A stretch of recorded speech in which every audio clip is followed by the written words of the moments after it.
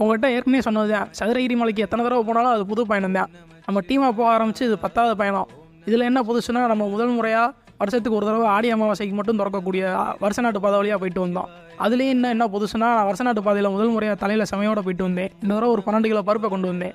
ஏன் வெயிட் கம்மியாக இருக்குன்னா, வருஷ நாட்டு பாதை ரொம்ப லாங் டிஸ்டன்ஸு, கிட்டத்தட்ட 20 கிலோமீட்டர் வந்துடும். அதில் வந்து பெரிய வெயிட்டை கொண்டு போகிறது கஷ்டம். அதுவும் ஆடி அமாவாசை கூட்டத்தில் கொண்டு போகிறது அதை விட கஷ்டம். அதனால் அமாவாசைக்கு 2 நாள் முன்னாடி பிரதோஷத்தன்னைக்கு நானும் என் நண்பர்களும் ஒரு 40 கிலோ பருப்பை கொண்டு போய் மலையில் கொடுத்துட்டு வந்தோம். மொத்தமாக 52 கிலோ பருப்பை கொடுத்துட்டு வந்தோம். மலை மேலே 2 அன்னதான மடம் இருக்கும். நாங்கள் கொண்டு போன பொருட்கள் எல்லாம் பாதியாக பிரித்து அந்த 2 மடத்துலையும் கொடுத்துட்டோம். நாங்கள் இவ்வளோ பொருட்கள் மலை மேலே போய் கொடுத்துட்டு வரது எங்களுக்கு உதவி செஞ்ச அனைத்து நண்பர்களுக்கும் மகாலிங்கத்துக்கும் மிகப்பெரிய நன்றி. இந்த தடவை மலைக்கு போகும்போது வழியில் நிறையா பேர் என்னை பார்த்து நாங்களும் உங்களை மாதிரி அரிசி கொண்டு போகிறோம் அப்படின்னு சொல்லி சொன்னாங்க. அவங்களுக்குலாம் மிகப்பெரிய நன்றி. ஆனால் நீங்களும் அவ்வளோ வெயிட்டை தூக்கி சமைக்கணுன்றது இல்லை. அரிசிக்கு பதிலாக அதே காசுக்கு எடை கம்மியான வேறு பொருட்களை வாங்கிட்டு போகலாம். மிளகு இருக்குது, மசால் பொடி இருக்குது, இந்த மாதிரி வேறு பொருட்களை வாங்கி கொண்டு போய் கொடுத்தீங்கன்னா அது இன்னும் உதவியாக இருக்கும். சீக்கிரமே உங்களை அடுத்த வீடியோவில் சந்திக்கிறேன். போயிட்டு வரேன்.